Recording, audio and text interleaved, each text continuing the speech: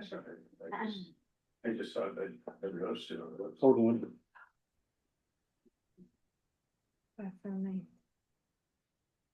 And we are recording, Bronwyn. Okay, so you're ready to start. I should call to order. Call the meeting to order. Is there any public comment before we begin? I'm admitting Allison Freeman, so let's just maybe restate that.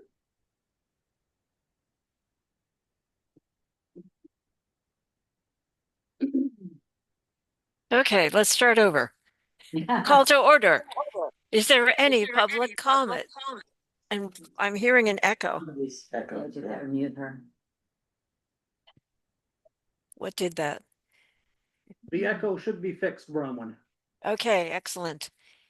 Hearing no public comment and seeing no jumping people, I have no items to be added to the agenda. We begin with a scheduled appointment meeting with Jess Weller to discuss the proposed trail permit application and take action thereon. Good evening. Thank you for having me and allowing me to before driver's ed. So my name is Jess Weller and I'm the chair of the conservation for those that don't know me.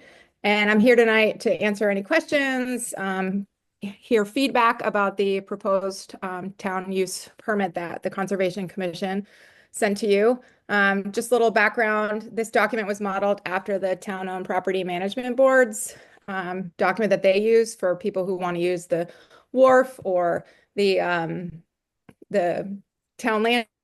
And so we just thought it'd be good to follow a similar procedure so that the town would have visibility on who is using the town forest. And we've been approached for projects in the past, and they're often last minute and just don't follow any sort of procedure. So we were kind of hoping to have a procedure in place for this. So basically, if a group wanted to use the town forest for an event, this document would need to be filled out and submitted to the Conservation Commission before our meeting. We meet on the second Monday of the month. And if it was approved, we would send it on to the town office where it would be filed. And then the town office would know which groups were using the town forest and when. So if this is approved, we will send it to the groups who typically use the forest and we'll let them know about this new procedure. This is like the record department, the school, Kelt, Age Friendly, community center, did I say rec department? Anyway, we'll let them know this new procedure and the new process. And yeah, so if you have any questions or feedback, we would love to hear it. Jessica, I have a couple questions. Yep. First, well, actually a suggestion on the policy page. Yep. I think you need another bullet but I would put under examples of special events, I would put first, any organized use of a trail and let that stand alone as a sentence. And then you have two other, the bullets as written there.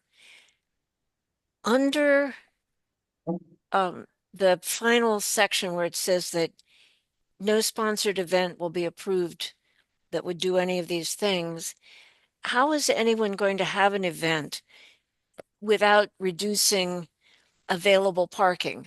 I mean, there'll be parking there so that they use some of the spaces.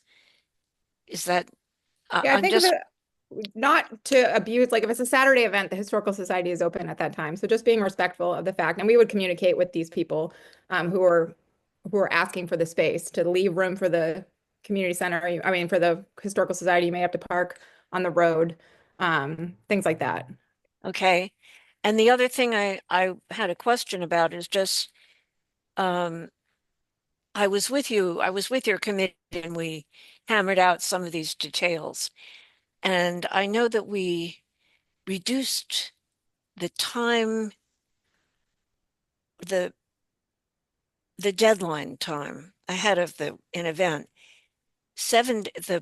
The policy says in advance of the event, at least 7 days prior to a regular commission meeting.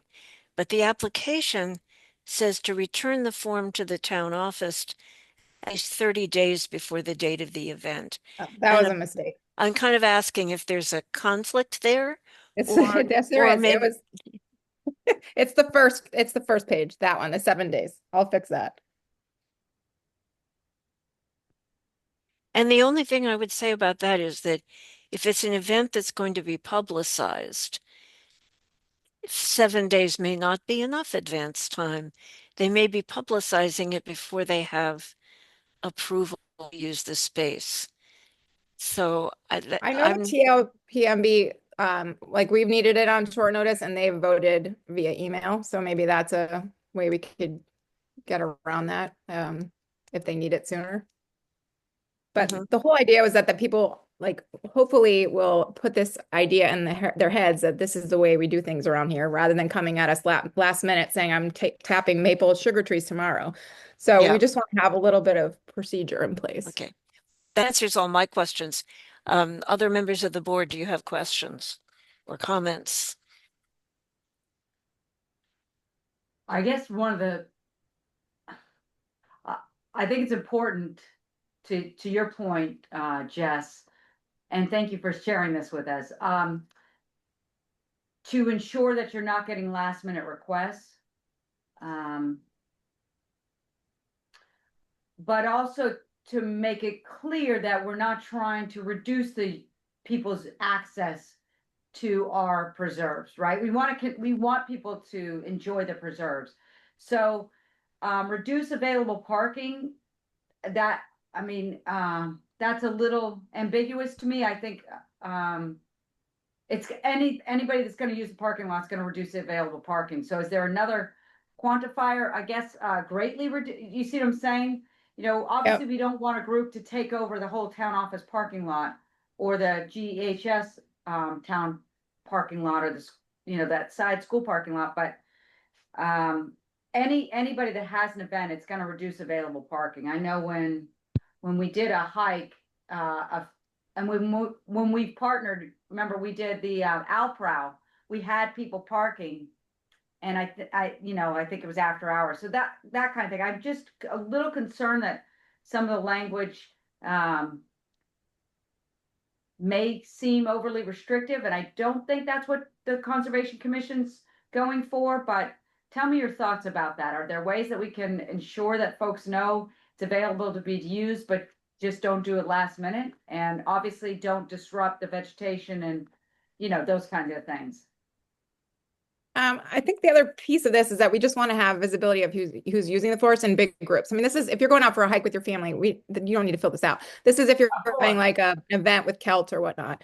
The Right. Conservation Commission will also be filling these out. So the trail cleanup we just did with the school, we would file one of these with the town so they would know that we're going to be in the forest on that Saturday.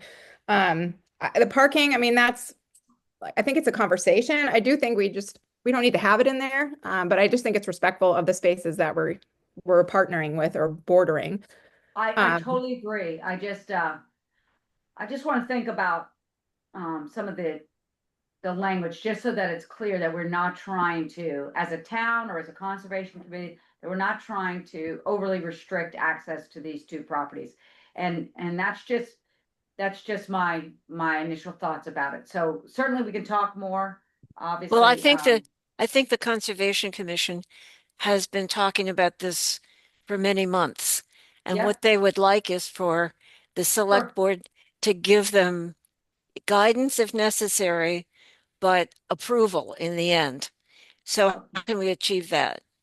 Okay, well then I would add a word before that third bullet point that says, you know, significantly reduce available parking or something to that effect. I don't Yeah, know. or it could be mindfully use public parking spaces. I think modifying vegetation is also a hard, I mean, I would be nervous about, I don't know, maybe you could lighten that one up too. But it looks very thoughtful. It looks like a lot of work has gone into this, and really it was the parking that stood out to me as well when I first read it. You might just want to take that out and then have that conversation when you're approving somebody's application, because the circumstances will depend on whether it's during the office hours at the historical society or after hours at the town office, or if they need to be aware of some other event. So that could just be something that's part of the process, but not spelled out in the in the in the policy. And this Okay. is only the policy. This is mostly, I guess the policy would be going to uh potential users. I think the policy should go to potential users so they can understand the reason that there is now an application process. I think Right. that's certainly helpful. And I'm in favor either of removing the parking, but I also want to balance that there needs to be available parking when there are events. So perhaps just, striking the compromise of removing the parking connotation in the policy, and then just when it's approved, set part of the transmittal email is to identify for the group, what the certain hours are going, what the expectation around parking is going to be depending on the time of the event. Well, you could modify your application under number 3. Explain your plans for maintaining public access to property, and something about parking in there. Definitely. So if we make these changes, do you want us to send it back and then you can vote on it the next meeting? There's no time pressure on this. I'd just as soon, I'm going to make a motion to approve with the editorial changes suggested. Yeah, I'm gonna second that. I don't think we need to see it again. Yeah. And I'll see it when we get it on the town website. Okay. Great.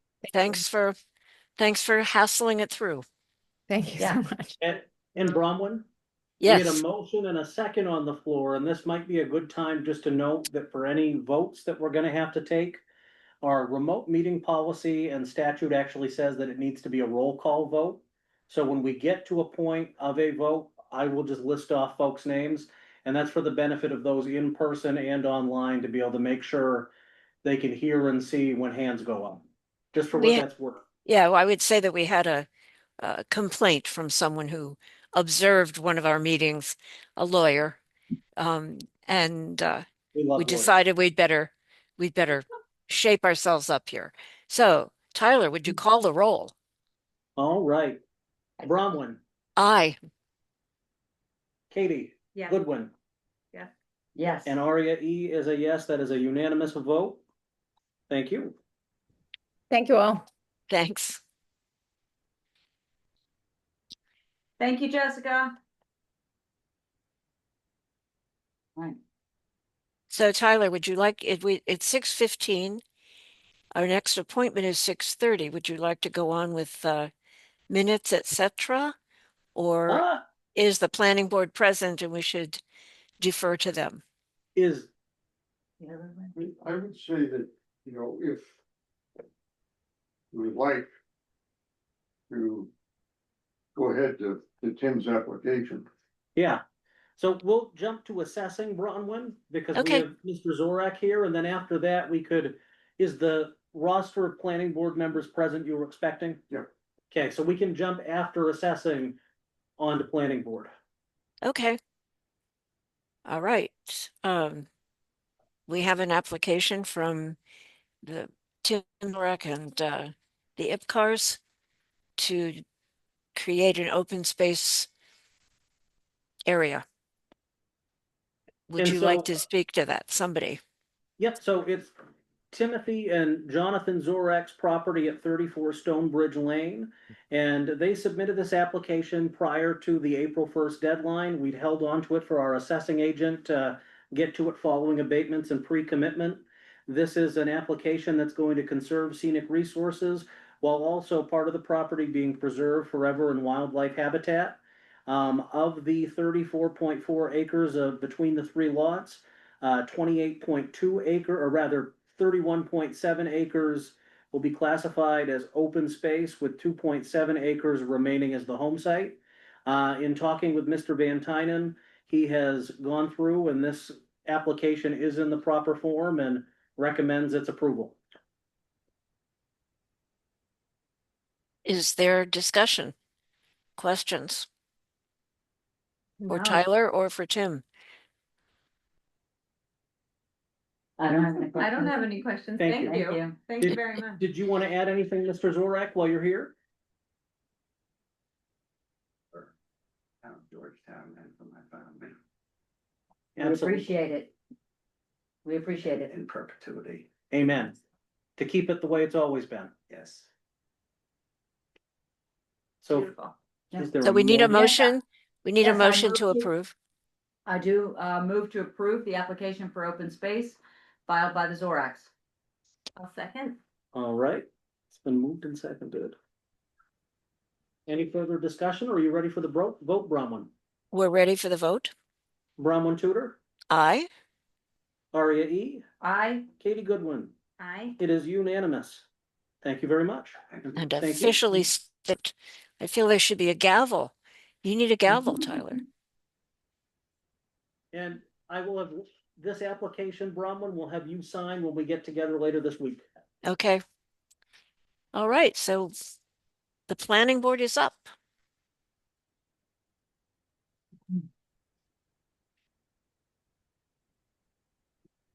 yes. Thank you. Take care.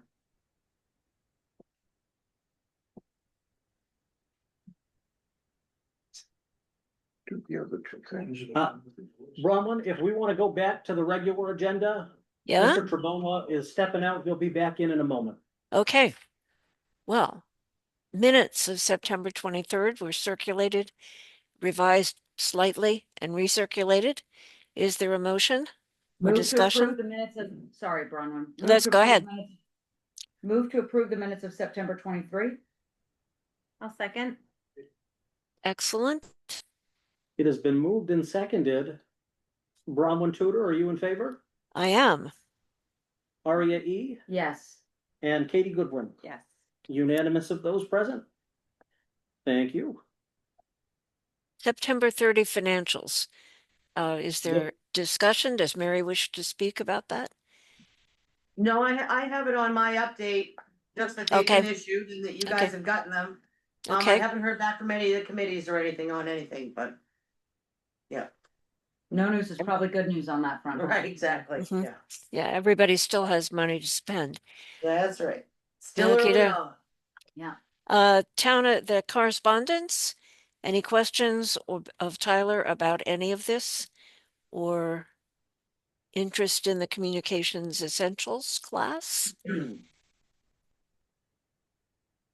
Anybody up for the lacrosse clinic? You know I am. I don't know if I'll fit that in, but. I'm not sure who they expected to respond to that here, but it sounds like fun. Tyler, any comments from you? I have no comments on the correspondence. I would note that on the continuing items, the receipts for pumping we received from Spence at 6 Town Landing Road.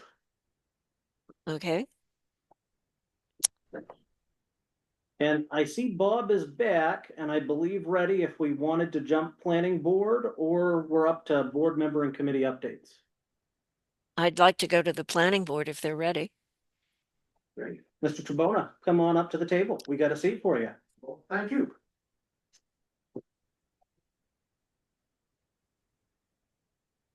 Okay, short-term rentals. We had prepared a summary sheet. And then I assume everybody's had it and Yep. had a chance to examine it. Yeah, yep. Any questions or comments? Great. Remind me of the Mhm. definition of You Of a- sympathized. remind me of the definition that you used for short-term rentals. The definition that we started with was 90 days. If it's for a term less than 90 days, it's a short-term rental. Now, we've had some discussion since then, and if we move forward and do an ordinance, et cetera, we would probably modify that definition. It seems like the majority of the other towns that have short-term rental ordinances, it's for 30 days or less. Oh, gosh, okay. Okay. That makes sense. So 90 days is our definition, our working definition at this point. That's exactly, we don't have a policy at this Right. point in time. That's what we used when we sent out the survey. Right, I remember that. Okay. And why do you think it's necessary to change that from 90 to 30? It's a discussion that I think we should have, based on the examples of other towns. You know, And a 90-day rental doesn't cause as many of the headaches and problems that the 1 week or the weekend or Right. what we're looking Right. at. Right. It's the And shorter. Arosa Mhm. has a 90-day model as well, correct? 2 months, 3 months? I think there's a shorter, isn't it? less than 28 days. Less than 28 for Okay. us. Mhm. I thought But if they, you only, I don't know. but if you only rent for a total of 14 days in any calendar year, that is not considered a short-term rental, and that's per the state. So 14 days or less in a calendar year is not an STR per Per state state. statute. Okay, Correct. And it's not taxable right. Yeah. Right. Thank you for those because tidbits. it's longer than that, then the owner Must have has to been- Right. pay I remember state that. tax. 9%. 9% to be 9%. exact. Yeah. Okay. Good number. All right. All right. Well, lay it on us. Okay, well, the last time we talked, there was, some, a little bit of fuzziness as to exactly how we wanted to proceed. And we're just looking for clarity on that. Basically, I would like a yes or no definition, if you will. Do we want to have a short-term rental ordinance? That was the first thing, and the other main thing, if should we determine that you want to have an ordinance, the other primary topic was, do we want to have a registry? And the reason I say that is because the registry,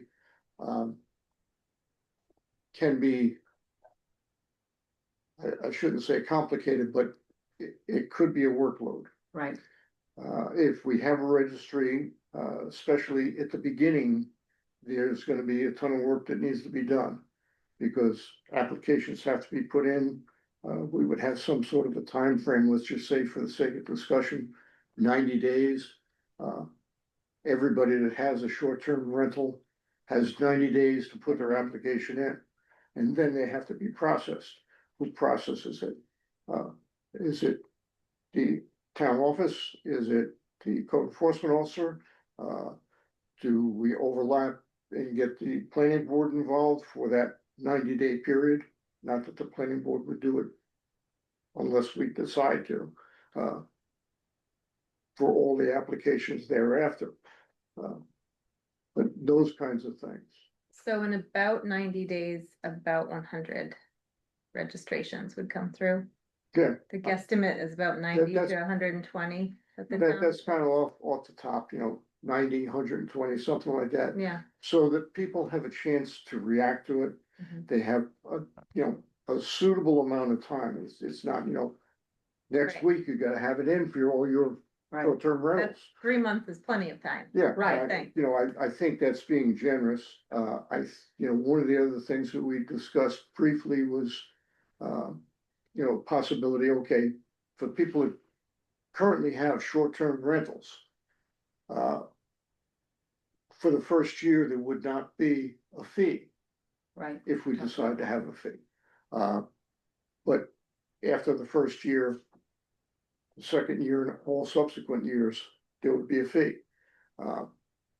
What's the fee? I don't think it's anything that the town is would be trying to make money on. But there should be some compensation. Well, if it's gonna be managed by the town office. The town clerk, for instance. Yeah. then in order to pay for the town clerk's work, there has to be underwritten in some fashion. Yep. So, you know, maybe the first, I'm just talking right now, but maybe the first year's fee is a slight fee. You know, it's a, you know, we step it up to the Yeah. next, and then the next year, it's a real fee. But in the first year, it's whatever it is, 25, 30, 40 bucks, whatever the number is. Yeah. Because if we're asking the town clerk to take this on, and I'm just using town clerk because you know, there are other things that the town clerk does that is like this, right? Oh, yeah. Not that Angie, don't hate me if you're listening. But, but, you know, it makes sense to me that that's a town clerk position, as much as the town clerk may not want to be in that position. So again, I'm just talking, but in order to make that palatable for one of our team here, town office team, we gotta pay that person. Yeah, and you know, there's an awful lot of things like that. But that gets down into what you wanna put into the ordinance. Right, I don't wanna go that deep at this point in time. I wanna know, do we want an ordinance, yes Right. or no? My feeling originally was that we wanted a registry, but Tyler tells me that the Maine Municipal Association's advice is that if you're going to do a registry, you should back it up with an ordinance, I because agree. Correct. otherwise it's ambiguous.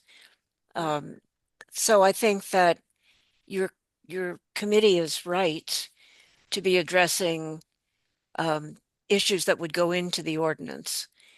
And in terms of, it's great that you're thinking about it now, because an ordinance would have to be approved at town meeting. And a registry and everything would happen after that.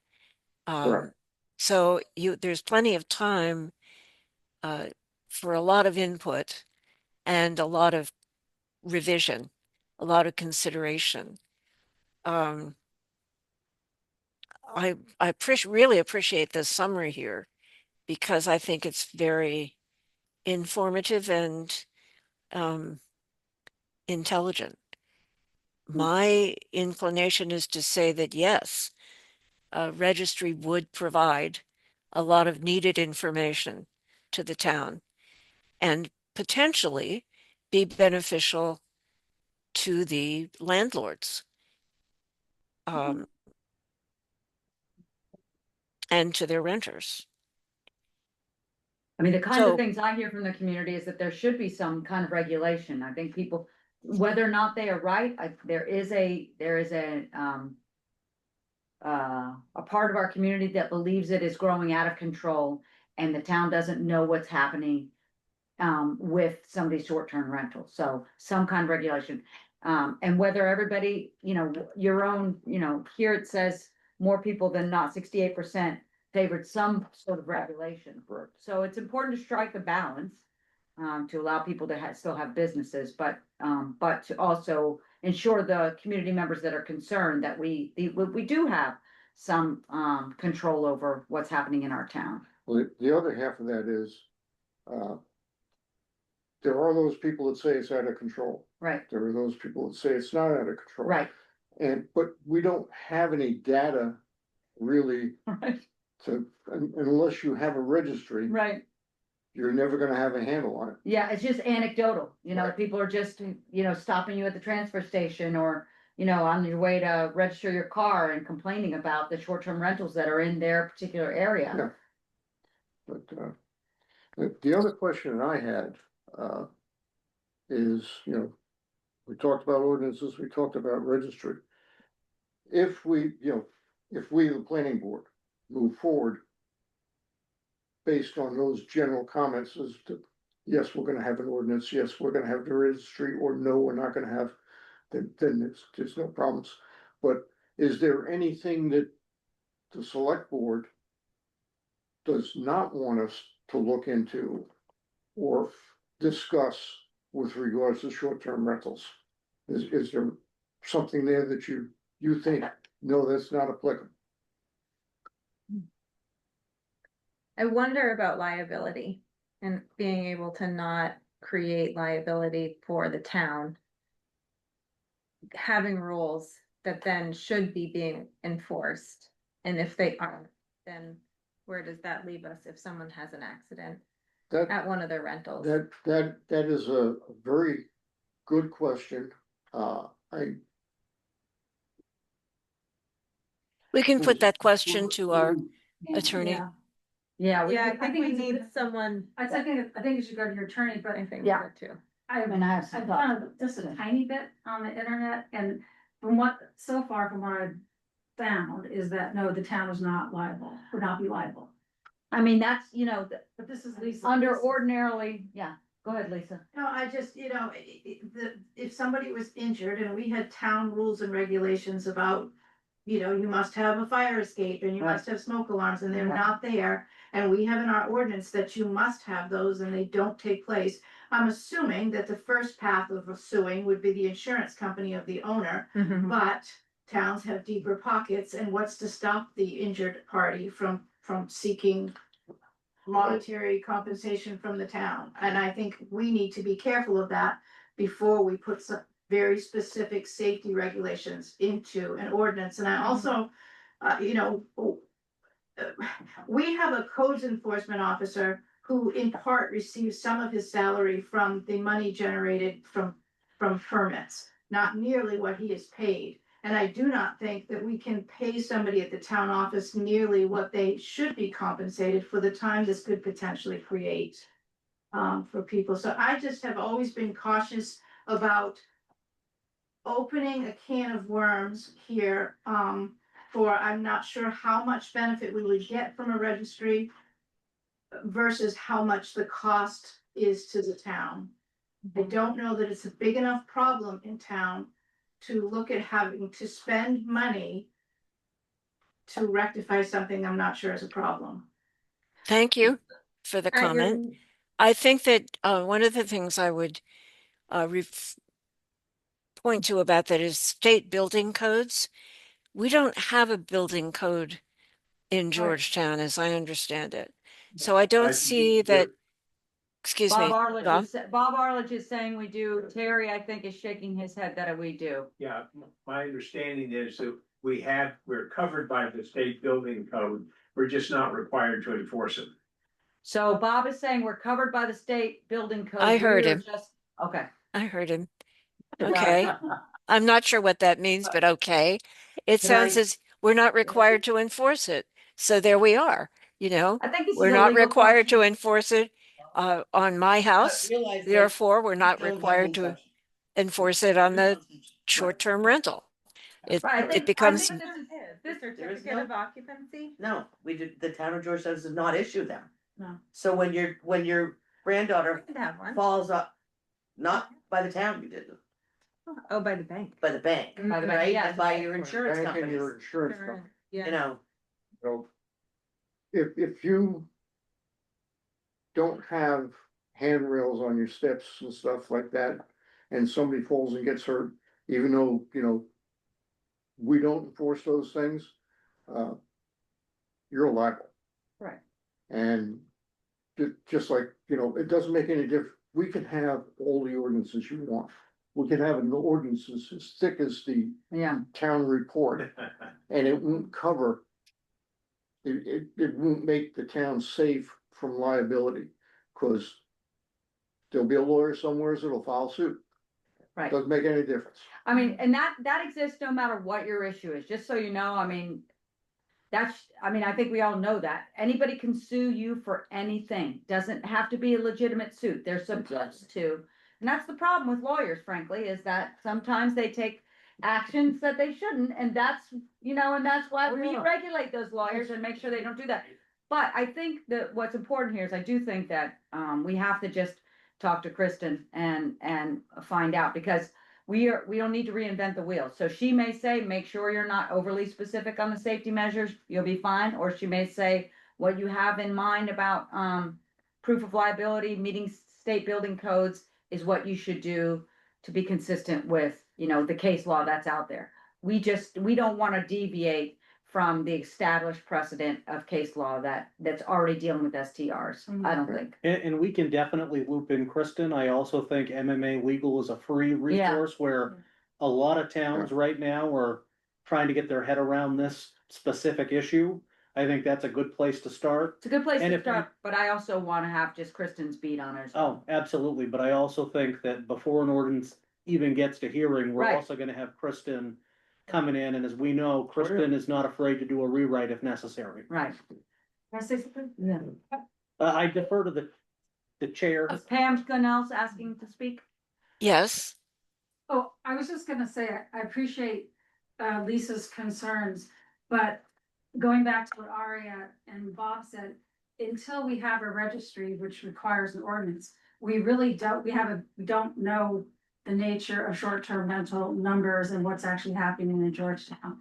So the registry will give us that information. And we had Gahi, remember we had the Gahi numbers, the Gahi data. It's not as a deep dive, It's not as a deep dive. but that got this all started. Yeah. So Can you clarify the registry tied to the ordinance logic? So effectively, Maine Municipal's thinking is that if you didn't have an ordinance, which is the legally enforceable document, a policy somebody could wiggle out of very easily. So if we had a short-term rental registry that we created by policy, which would be this board and some stakeholders involved, or the planning board, et cetera, whereas an ordinance is gonna be voted on at town meeting, there's a hearing process where citizens have a chance to say, yes, we agree, these are the rules we're all living by, or no dice. right, Or, so the registry is policy. The registry would probably come from the ordinance. The Yeah. ordinance It'd would be be the part of the vehicle to ordinance. create. yeah. So it has standing, And, basically. and I do see Mr. Trigg in the audience. Bronwyn has a comment to add in. Okay, Could we also consider asking Kristen about whether it would be worthwhile to include a statement regarding liability in the registry application? in the registry. Did you hear that? Okay. Like landlords are signing off. Yes. Hmm. Because we're not gonna be asking everybody to increase the size of their windows for Right. fireman access, right? Right, There's gotta be some personal responsibility by the owner. which already exists, whether or not they like it. Well, that's gonna be something where, you know, we have X number of short-term rentals that already exist. Right, And to ask them, or tell them, whichever way you wanna look at it, that you now have to do A, B, C, D, and E.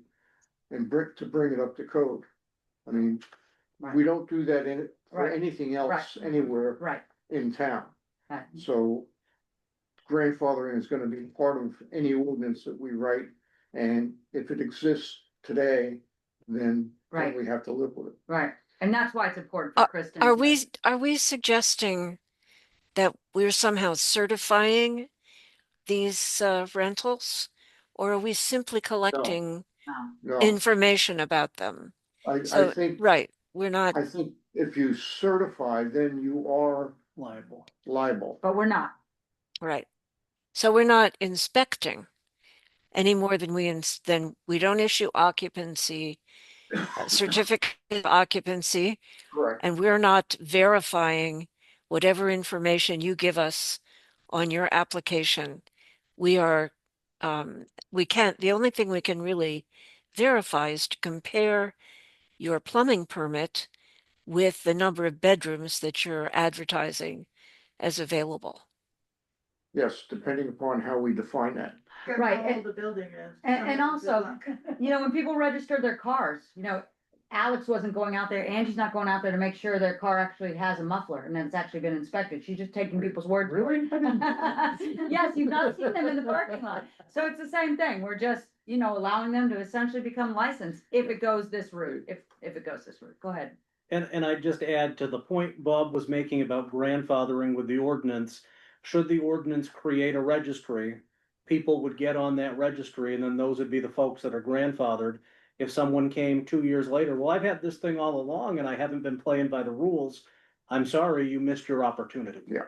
To play by the rules. And this kind of pulls in, you know, is this a Mike Field you know, I mean, Well, yeah. you know, so we can get down into the weeds later on. Yeah, it has more effect than just the town Right. clerk. Right, of course. And again, So- I'm not saying it would be Angie, I was thinking about it analogous to other licenses. I think it's up And- to the select board to determine how to make it function, how to staff it, and what the cost is. I agree there's a cost, but there's also some time available as things stand. And depending on the calendar, there are certain things at certain times of the year we do Right. that we don't at others. And I can certainly say there is a little bit of downtime in this office at times. There are other times when it's crazy. So I think throwing this on right at the same time of dog licensing on October 15, probably not a smart idea. But finding that period in the calendar, Bronwyn's absolutely right. You know, we can. Right. We can move it to the 16th. Anyway, it is a great summary and it's back to the overall question. It sounds like what I'm hearing, Bron, when you say that you think that we should at least move forward in the direction of looking to I'd like to see an ordinance. I would like to see the planning board draft an ordinance based on all of their research and their multiple discussions. And if they have specific questions for the select board in the process, I would be happy to spend more time on it at these meetings. Or devote a meeting to it if that's necessary. Is that where, yeah, what more do you need from us? Right. Based on what you said so far, I'm going to assume that yes, we want an ordinance and yes, we want it. We can know vote that. on that if you would like us to. I mean, Katie just indicated she goes back and forth, so that's why I'm just trying to figure out how to gauge where we're at as a board. well, first of all, drafting an ordinance Right. is a draft. Yeah. And you can decide to support it or not support it when you see it. And then if the select board likes the ordinance as it comes to us, well, then it would end up at a public hearing. And Yeah. then it would go to the town meeting. So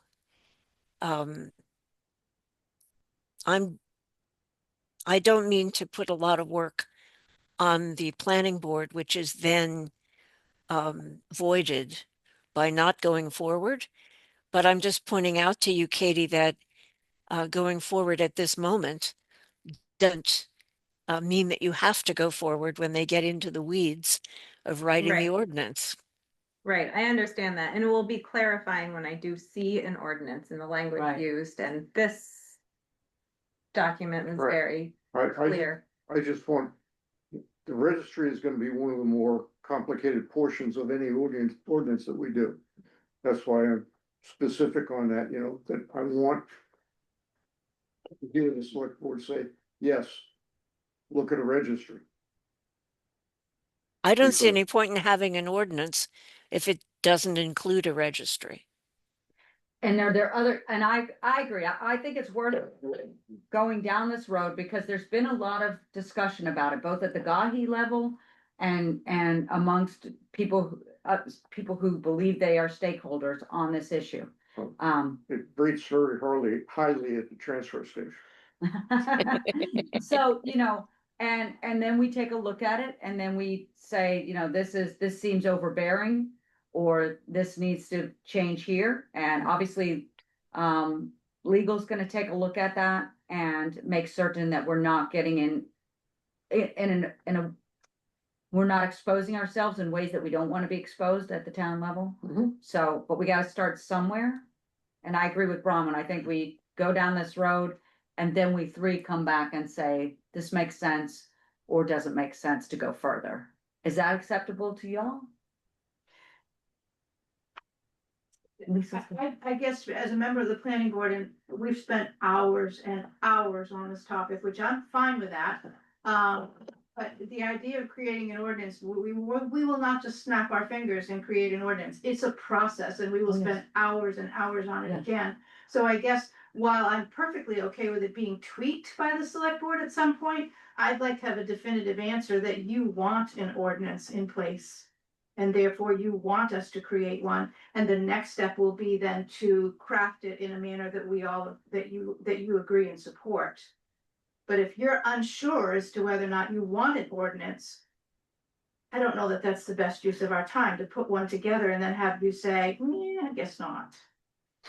Well, I still struggle with the why we need one. I'm hearing we don't want to get caught in a situation where, like the cell phone tower, someone comes in and something happens and we don't have anything protecting us. I've heard that. I've heard about water theft and wells and, you know, too many people using too much of our resources, whether it's water, transfer station, what else? I don't know. But I still Overloading septic. Bacterial Septic. leaks. Septic's water and transfer station. Yeah. And I haven't heard of these being actual problems except for the transfer station. And so that's why I'm a little hesitant, just the why. Well, I'm going to make a motion because I don't think we can spend a lot more time introspectively.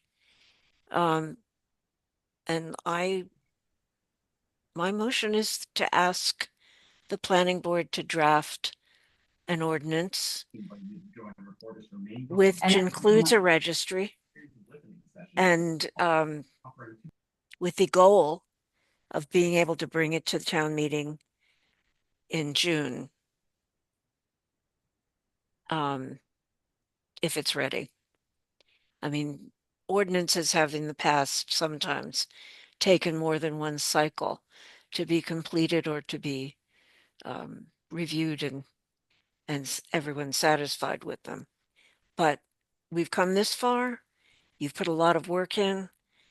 I think you have the backbone of your ordinance and the issues that a registry would address.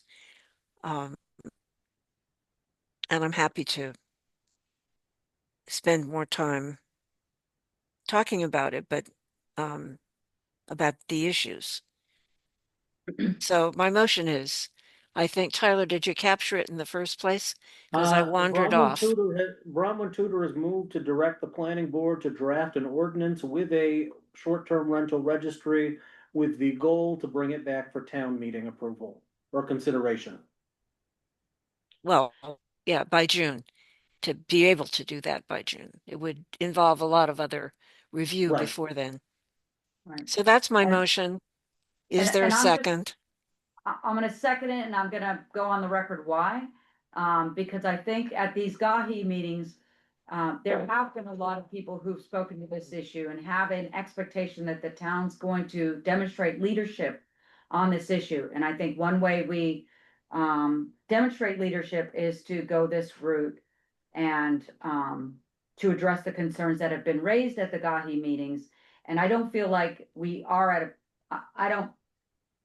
I would not feel comfortable saying, that's it, we're done, after sitting through those GAHI meetings. I just don't think we could do that as a select board. I think it's gone too far at this point on that front. So for that reason, I second it.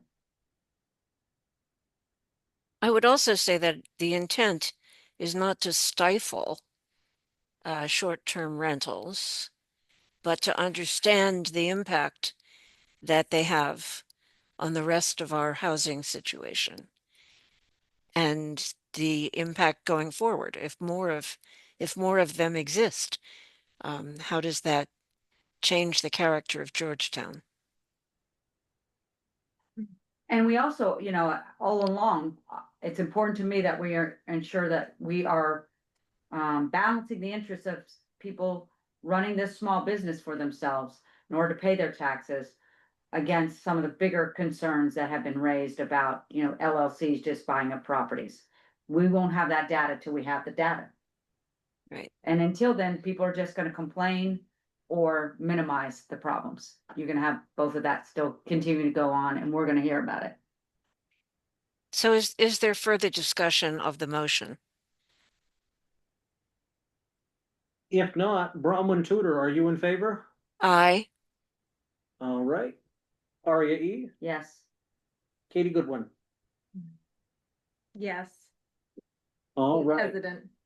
That is a unanimous with some hesitancy. There's You no, have marching orders, Bob. Yes, and let me A say, lot of work. It is.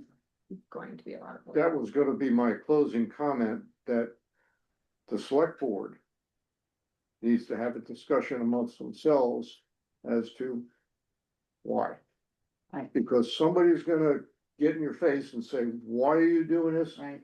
Why don't you do it to this group? Why don't you do it to the other group? Why are we doing it now? Why didn't we do it 10 years ago? Why don't we wait 10 years?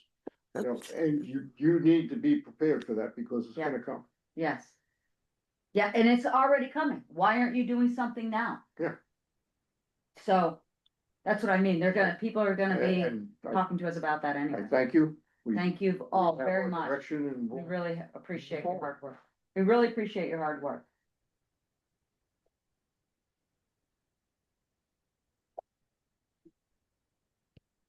okay, we're coming back to the agenda.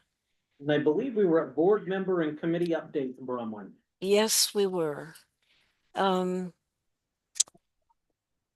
I guess I should report that the TOPMB approved an application for a photo shoot at the wharf, which I believe is taking place on Friday.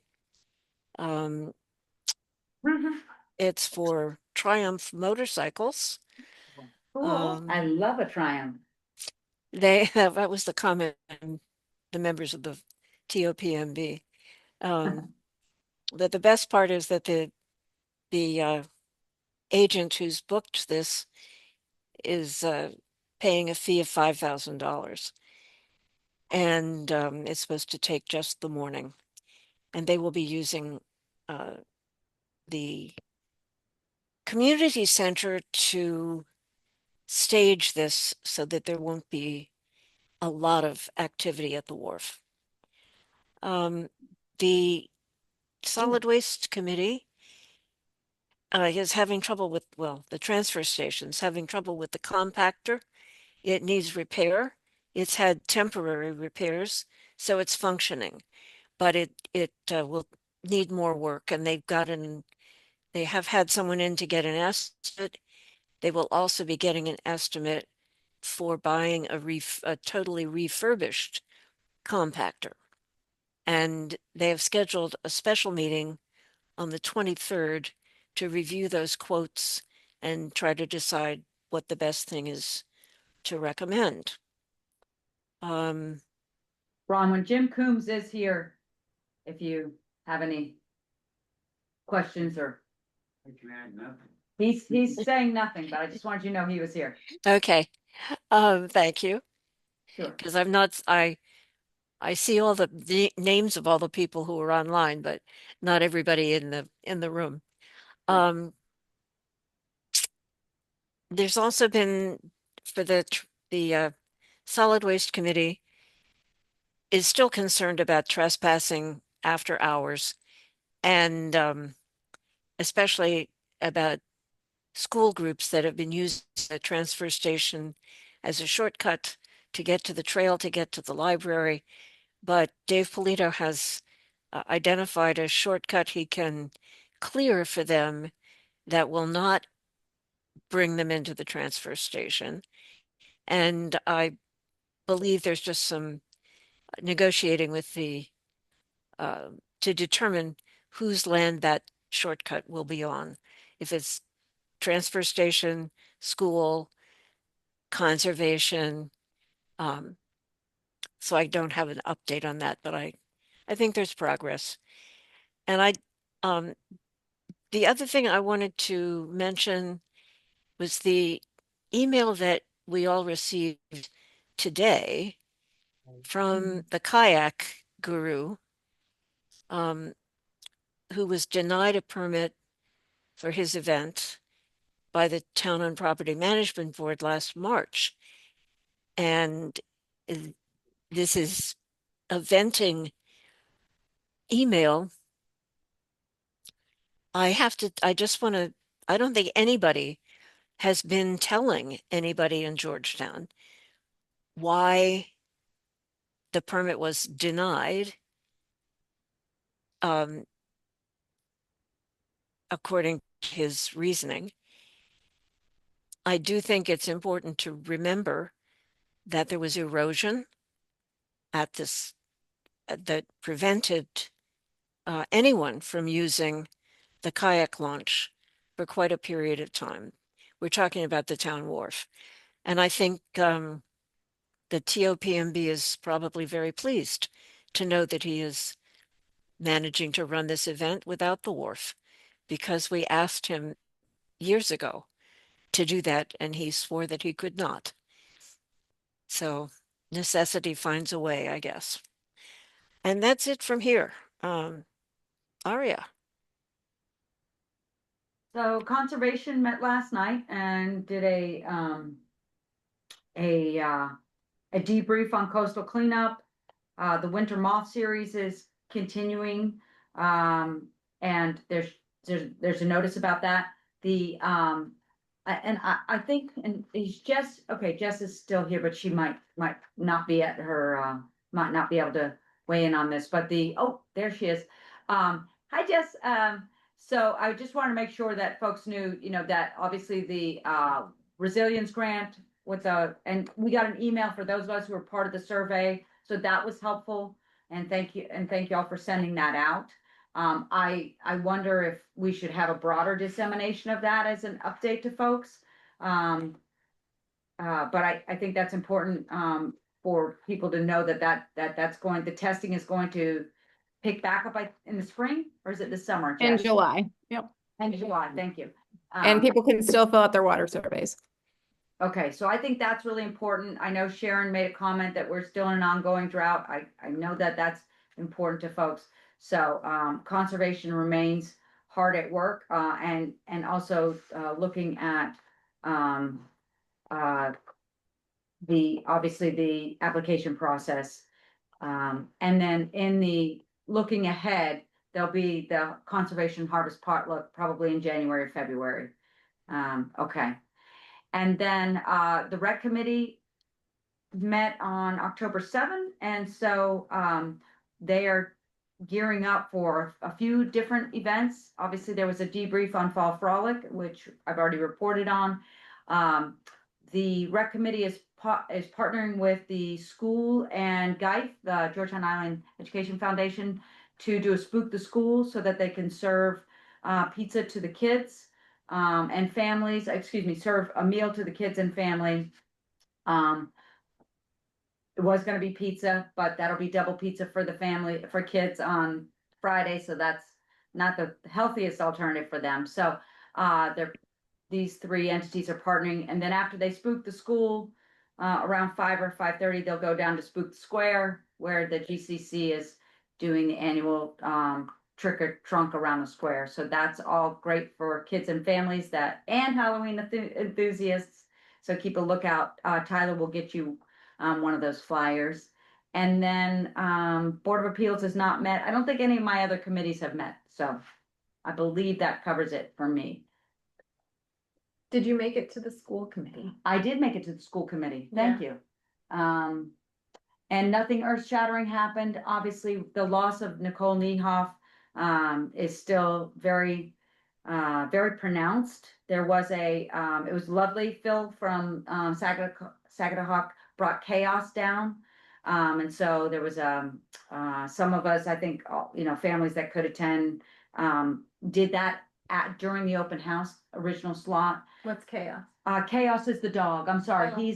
He's a therapy dog that Phil, the emergency management coordinator from Sagadahoc County, that Okay. He's come here, I think, once. Okay. So he's training Chaos, the therapy dog that is. And so all the kids that were there, the school also hosted like I said, this event with Paige, I can't remember her last name, from Sweetser, who's a grief counselor.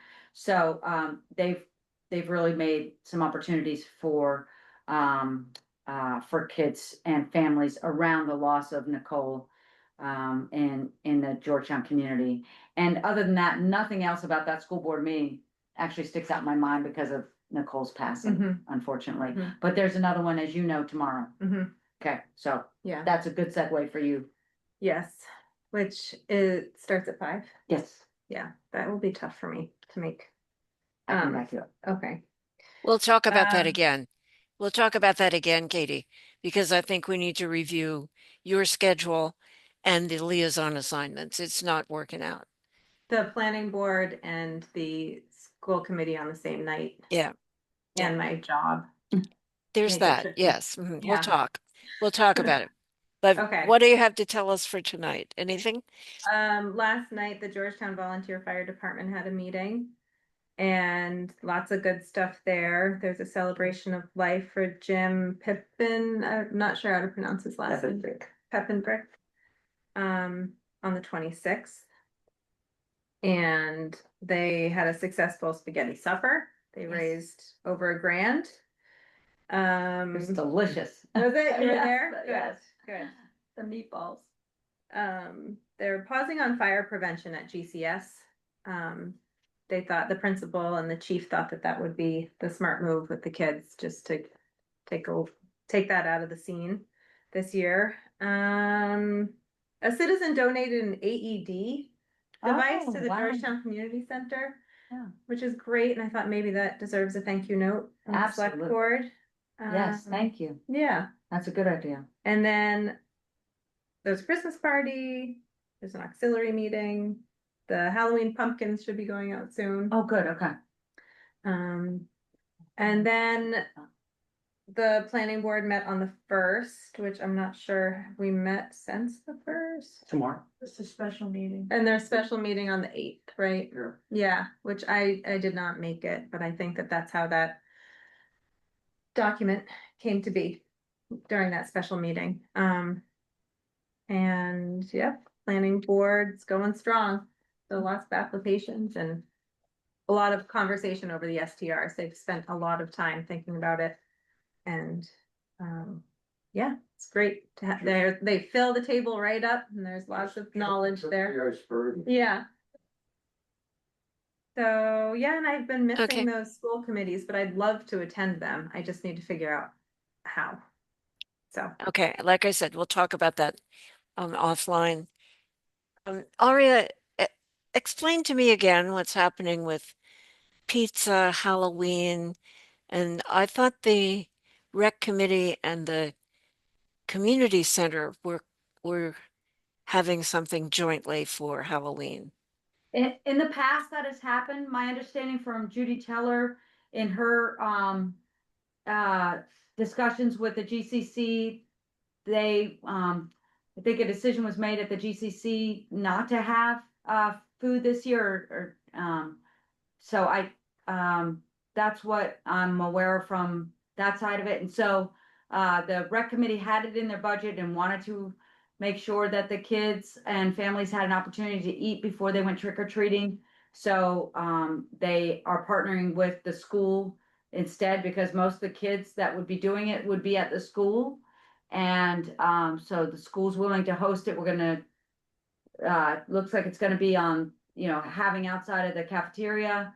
And this is a Friday, so folks will, speaking of parking lots, y'all won't be here. So people will be parking here and probably on the other side of the school. And so it'll just be split up into two places.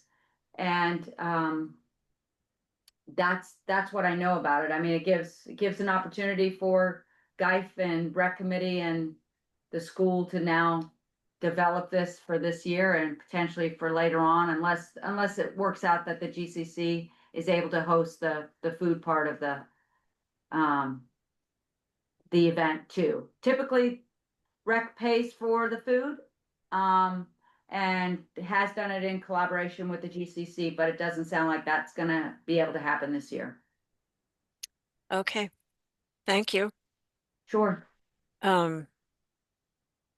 Town administrator update.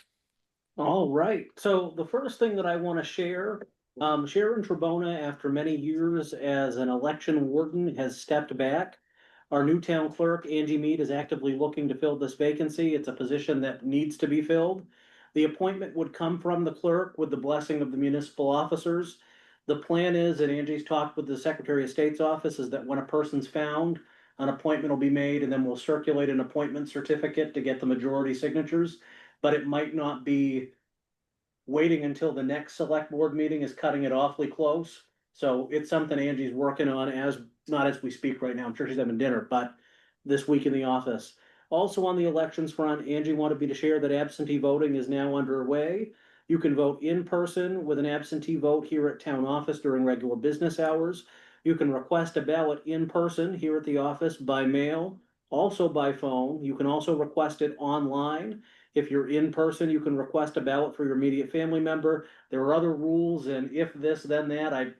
When in doubt, give Angie a call. I would note, though, that barring special circumstances as prescribed by law, all absentee requests must be made by close of business on 10:30. The drop box is already hooked up here at the office and is being checked regularly. And again, for more info, call Angie at the town office. Also wanted to share that we finally have the town reports in. Yes. I will say last week, the first box of them was empty by the time we left. I mean, we put on Facebook, as Angie said at the office, never again do we want to hear people say we didn't see it on Facebook, because the amount of folks that were in before noon was just crazy. That's great. And Thank you. congratulations. We're gonna- I received today from the Solid Waste Committee, we had reached out to them about, historically, we've included the holiday closures of the transfer station on the insert. And so I just wanted to share what they've come forward. They voted at the meeting last week on the holidays. Okay. On Monday, January 19th, 2026, Martin Luther King Day will be closed, as will President's Day 2026. They are recommending being open for Easter Sunday, open on Memorial Day. On Saturday, July 4th, they would be, it says open, but closed on Friday, July 3rd. Open on Labor Day and open on Wednesday, November 11th, Veterans Day, which would be one of their normal days. And I'm seeing some pause. Is this something that, I'm just a little confused. So they're closed on Friday, July 3, as they normally would be closed on a Friday. But they're gonna be actually open on the 4th of July? that's what I have here? That's something I can investigate a little bit further. Jim is there. You might ask him. Oh, Yeah, That- Jim, go ahead. yes, Brahma, you are correct. It's just, it just depends on which weekend day if it comes, that it lands on, so if it landed on. If, however it lands to make Monday the legal holiday, that's the day we will be open. But other than that, it's just regular schedule, so Saturday will be open, same as with Easter. Easter's always Sunday, you know. Those are the days that we. I know, I just, Doesn't always land on a Saturday. no, it doesn't, but I just, you're just seeing my reaction from, an employee retention point of view. You've heard me speak about not having to be on for major holidays, and I get that everybody wants to visit the transfer station, but I also think it's important that we value your work at the transfer station, and so I have a hard time swallowing that we're gonna be making some folks work on the 4th of July at the transfer station. When, from my point of view, they should be home doing whatever the rest of us are doing on the 4th of July. Eating hot dogs. Going to the parade, multiple parades, enjoying friends and family, so. What Is about there, shortened hours? yeah, is there any room for The 9 to noon. the select board to negotiate this? Plenty of room in my driveway. I believe this. Historically, how would that process be? On the select board's role with those? I would Yeah. just ask select board to go back to the solid waste committee. Yeah, that's what I'd like to And, do. and say that we don't want blah, blah, blah, whatever, yeah. I mean, so. Tyler asked for this information by a deadline so that it could be included On in insert? the Right. mailing, the insert mailing. I actually believe that the select board can countermand, because I often hear at the solid waste committee meetings that they are not in charge of personnel. We are. Right. And therefore, if we do not want our people working on the 4th of July, what is it we are proposing? That I'd they like to are, propose, I'd like to propose that the solid waste committee, we'd like, no, when Looking do to you close want this the Saturday? transfer? If you're closing on Saturday, when are you open? When do you want them to open? Why was it closed the Friday the 3rd? because they don't They're work never right. Fridays. Never done it right. They've never done a Friday, so I would, my proposal would be for the solid waste committee, we'd like to urge them to, No, don't, reconsider. no. Aria, you're not understanding me. We I pay am. these people, we are their supervisors. Yep, So we don't, if you want the solid waste committee to consider, I think you need to direct. What is it you want? Do you want Sunday and Monday, Friday and Sunday? Maybe the employees wouldn't actually enjoy splitting up the 2 days. I don't know the answer to that. If you want Jim to pull the workforce, he could do that tomorrow. would, I- Jim, would you like to do that, or would you just like Well, us to make a I decision? I'll speak for all the staff. We're not looking for more days to do. Right, that, so that, Right. Jim is saying he's not looking for more No, days, I and know you're my- not looking for more days, but if you eliminate Saturday, are you proposing something to replace it? I am not, I'm suggesting that for that week, the days open would be Wednesday and Sunday. And that's what I would like to do. Well, the 4th of July is one of the busiest weekends at the transfer station all year. And people will have plenty of notice. They'll have 6, 7 months notice when they get their information if this goes out.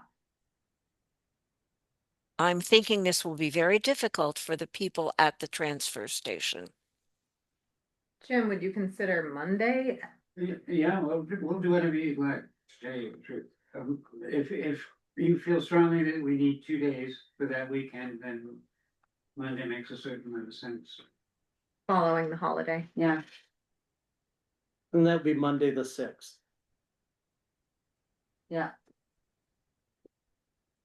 I didn't mean to throw this on to folks. I got this today and wanted to bring it up in the update. This is where we Good. talk Yeah. about stuff. Good to have that. Do you need this information before the solid waste committee meets again? They have a special meeting this month, so truthfully, if they wanted to revisit this then, I have time. Truthfully, we're still hung up on mapping for tax bills. And so there's a chance that end of October date that I've been shooting for is rapidly out of reach. So I think there's some wiggle room. Okay. Okay, well, I would suggest that we tentatively approve being closed on Saturday the 4th, open Sunday and Monday, the 5th and the 6th. And we take comments from our employees and the committee on that schedule. I think that Okay. works. I think But that- barring rebellion, I would move that we do that. And that was. And I would second it. Perfect. So the motion is barring rebellion that we would be closing the transfer station on the 4th, but we would be open Sunday the 5th and Monday the 6th. Yes, And was there any further discussion, or are you in favor, Miss Tudor? I am in favor. All right. Aria's in Aria favor. E. And Katie Goodwin. Yeah. I promise I won't change each of your names 9 times in a meeting. This roll call thing's pretty new. Last bit that I had on the administrator update, we have put out, a flyer about the vacancies on different committees, and I just wanted to share that for the planning board alternate spot, we have received a handful of folks that are interested. Harbor Committee has had one person who's expressed interest. One person has reached out saying they want to get involved, but not said in what, and then I haven't heard from them since. And the FAC, we've received one person who's interested in being an alternate, so we will Okay. be working to schedule interviews in the near term so we can get these through the process. And nobody for solid waste? Uh, No, no, Okay. not at I've this got time. somebody, yeah, somebody talked to me about that and rec. And so I'll just follow up with them and remind them to get their application if they believe they have the time and they're still interested to get it in. thank you. And Yeah. thank you for mentioning solid waste, because my last little note, Household Hazardous Waste Day has sold out. So if you weren't signed up, you can head on to the spring. There are no openings. And that's it for me. Excellent. That means me, right? Finance director, yes. All right. So just, mine's pretty brief today. I wanted to let you know that I think I talked to you guys last time about the Wiener property. Yes. At 129 Five Islands Road. All of those old tax liens have been paid off. Hmm. As well as the remainder of the shoreland zoning violation fine. Okay, they paid the $5,000 off plus interest. So at some point, I think that the board will need to direct the code enforcement officer to verify that that the plan has been done so that you folks can sign off on it. They Right. will need the town to sign off before the property can be sold. Right. Okay? In your packet are tax anticipation note documents for signature. We've been working with Cam at Pretty Flaherty, and then we are going with Bass Savings at 4.81 with a 500, not to exceed $500,000 TAN to be paid back no later than March 31st of 2026. At this point, where I'm sitting right now, we will not need to draw that on October 31st. We will be able to hold off a little bit until maybe the second warrant of November before we, if the tax bills don't, get, Right. so, but that document is in there, for select board to sign. Then you did get your September financials. Yeah. If anybody has any questions, give a holler. We have, last year's tax liens going to lien, or I'm sorry, last year's tax bills going to lien at the end of this month. They'll be going up to Saginaw on the 23rd.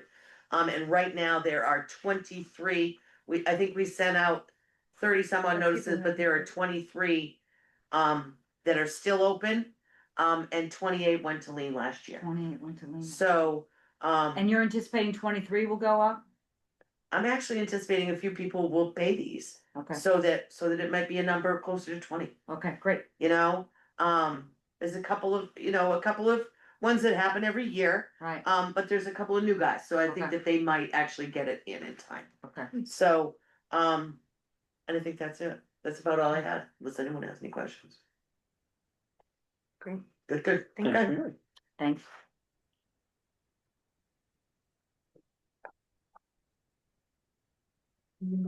Business. Bronwyn? Your camera's off. Just see,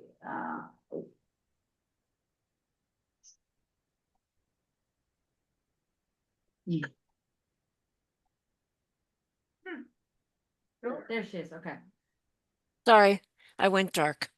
no worries. Where are we? Old business. Old business. There isn't anything. There's nothing under old business. Nope. Nope. So now we're up to new business. First item, approval of TAN related documents. Yes, in my brief update just a second ago, Cam Ferrante has prepared the documents between the town and Bass Savings for a not to exceed $500,000 tax anticipation note to be paid back by March 31st of 2026. At this point, I am really hopeful we're not going to need that for county taxes, but we may need it for the first or second warrant in November. So, all those documents are ready. I've worked with the banks to get Northeast is sending the money and Andrew's sending the money and, you know, all that stuff. So, I think we need a motion, right? I'll move to approve the finance director's execution of the TAN with the banks that she's that same, identified. yeah, That same executive. yep. I'll second. All right, Sure. We're ready for the vote. all right. Bronwyn Tudor, Aye. Aria E, Yes. and Katie Goodwin. Yep. Unanimous of those present. Thank Thank you. you. Or of Thank of you. everyone, not just those present. And that document is actually here, on the table for signature, does require all three of the select board. All of the other documents are town clerk related or treasurer related, so Angie and I will sign off on those. Okay. And the warrant's here for signature. The warrant is here as well, yeah, We'll sign that too. Okay. thank you. And the last thing I was seeking direction on tonight, Bronwyn, we've previously talked about the donation letters and how there really hasn't been a firm deadline of when to expect them. Right. And reaching out to previous donors. We had a call today from one that was very confused at why they didn't receive anything and wanted to post date a letter to last year or predate, and just not something we could do. So to that end, I'm just seeking direction from the board to reach out to all of the folks that we've previously received letters from to let them know of a deadline. Earlier, I'd assume in the FAC process. That way we don't have anyone straggling or coming in like Tedford Shelter at the last minute, you know, get that news out earlier. Does February 15, is that enough of a cushion? I was using the February 28th date, Okay. but that's, you know, I like the 15th because then we give a little wiggle room for those who might be straggling. Right. yeah, Okay. that's fine, that's fine. And you're Was that talking the- about sending letters to everybody who got money last year, everybody who asked for money last year. Or over the last couple of years. Cause Yeah, I know like okay. Honor Flight has asked for a few years, Yeah. hasn't gotten anything, but I still want to make sure they know there's a process. And I also want to outline to them that information relative to what services do you provide to residents of Right. Georgetown? That's data we've heard the FAC say they need. Yeah. And I love fancy letterhead, but when it's all high level and not Georgetown specific, it can be difficult. Right. Yeah, and Right. it's important to us. I mean, I think we all three had questions about that, Right, last yeah. year. Yep, So, absolutely. and I mean, it's up to you how you want to communicate, but I feel like email is a lot more efficient for you than letters or phone Email, calls. emailed makes sense for some. There are a couple that I still think are gonna be the old fashioned. Well, use your discretion. I agree. Thank you. Now, what And so- about, I wanted to also ask board members if they want more of a role in that process, because it seemed to me that last year there were more questions than there had been in the past. And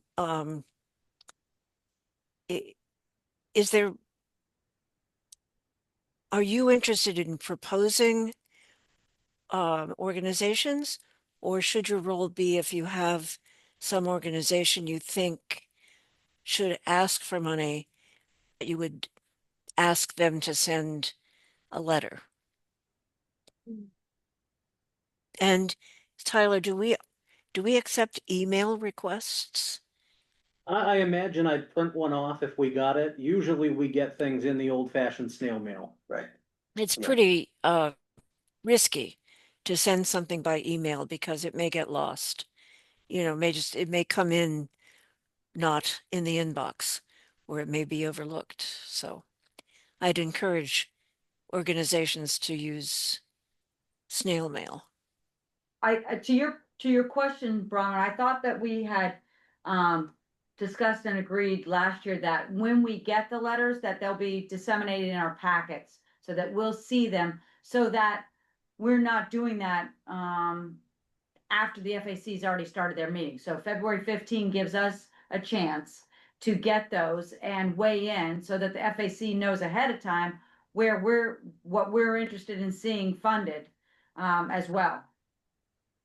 And it's typically the same organizations year after Yeah. year. Yes. That we choose the most to part, yes. donate to. Yes. But I do know that like Tedford last year hadn't submitted a request for years, invited us on a tour and said, why did we fall off? And it goes, well, you Right. stopped asking.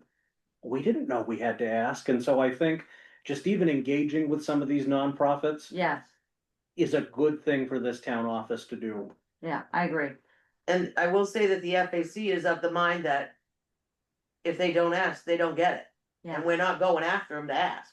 right, You know, we're not gonna call you and say, geez, Miss Tedford Shelter, you haven't asked for us for money, are you going to? right, You know, if you haven't done it, we're not doing it. right. So it's So well, we it's just, the same yeah, thing. And Chairman, or Chair Tudor, we have Bob Trebona in the audience looking to speak to this. Sure. Chair of the FAC. The only years that I've been associated with this, the FAC has received those letters. The town office passed them on directly to the FAC. The FAC reviewed them and made a recommendation then to the select board as to which ones we recommended or did not recommend. We did not solicit for new business, if you will. We also set a deadline date and said if it comes in after this, then I'm sorry, but you missed the issue. It sounds like now you are changing. I wouldn't consider it All a of the change, Bob. procedures. I wouldn't consider that at all, but I know folks like the Tedford shelter. I would say, should they have picked up the phone and called the town office well before the tour? Absolutely. In the same breath, if they have a new executive director and a new advocacy director that didn't know the historical precedents of Georgetown, they had no idea. And I'm using them as an example because that was a lived piece last year. I think at the very least, if folks know what kind of information we're looking for, we reach out to the folks in the past. Then if they don't provide it, it's very easy for us to say, look, I'm sorry, New Hope Midcoast, your newsletter is great, but it doesn't give us anything tangible to Georgetown. So I wouldn't say it's changing the process or changing the FAC's role. I think if The- anything, it's empowering you guys a little bit, knowing that when you guys get all of those letters in that batch and we hit 215, if Lisa's that FAC liaison, she could kick off a meeting on 216, start going through.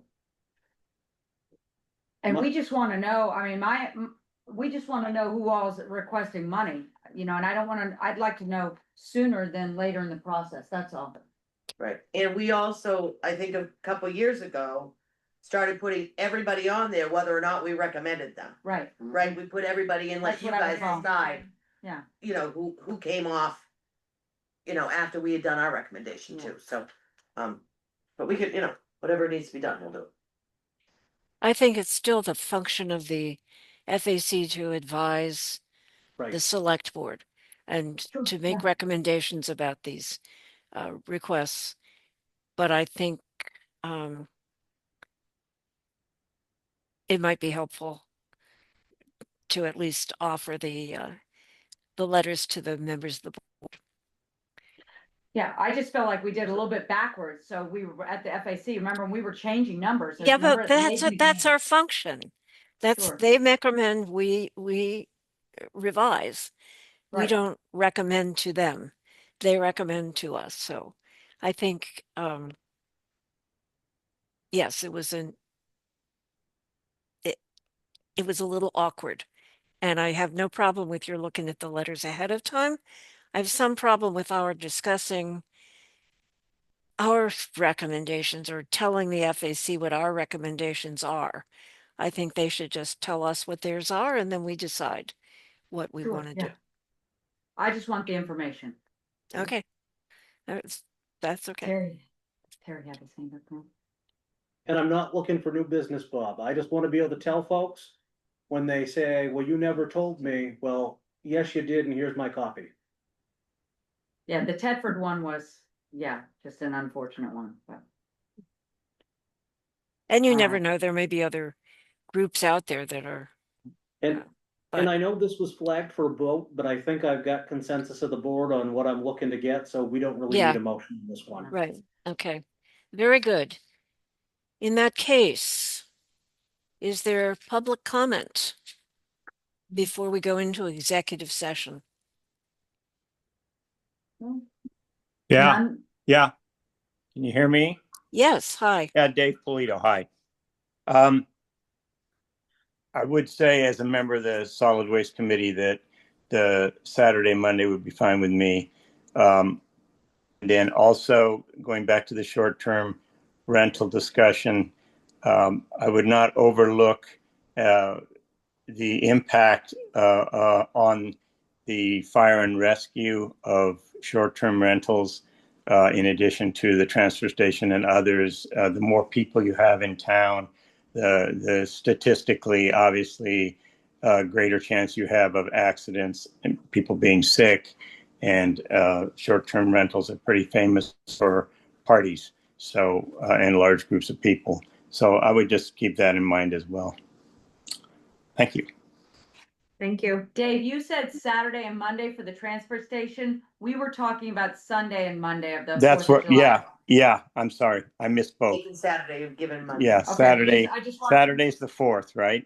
Right. Correct. Yeah, so Sunday and Monday. Okay, great. Thank you for that Yeah. clarification. Yeah, all right, sorry. Yeah. No worries. Any other public comment? There was none, but there was a big smile about partying from Bob Trebona, I'm just saying. Okay. Well, And we'll have to keep tabs I- of whether he's rented a short-term rental for his party. Okay, right, well, I I would would- entertain a motion to adjourn. Nope, I would executive move session. I'd move to direct us into executive session pursuant to 1 MRS 4056A. And we I'll second that. regarding personnel. Oh, it's regarding a personnel matter. Good night, Jim. You might want to check and see what the federal government is declaring the official holiday date of 4th of July. I probably have it in my phone. I move that the select board continue the full-time pay and medical benefits for a member of our personnel who Is on medical leave. Who's going to be continuing to be working part-time while also on medical leave. I'll second. Second. the motion. Okay, you second. That's good. Okay. Katie All right. seconded. Was there any further discussion, or Bronwyn Tudor, are you in favor? I am in favor. Katie Goodwin, are you in favor? Mhm. Aria E, are you in favor? Yes. That is a unanimous vote. Thank you. And now I would entertain a motion for adjournment. Move to adjourn? Second, Okay. sorry. Agreed. Bronwyn. Yeah, okay. Yes. There was consensus. Shut off the button. Thank you, We'll see you everybody. next Good time. night. Thanks, Bob.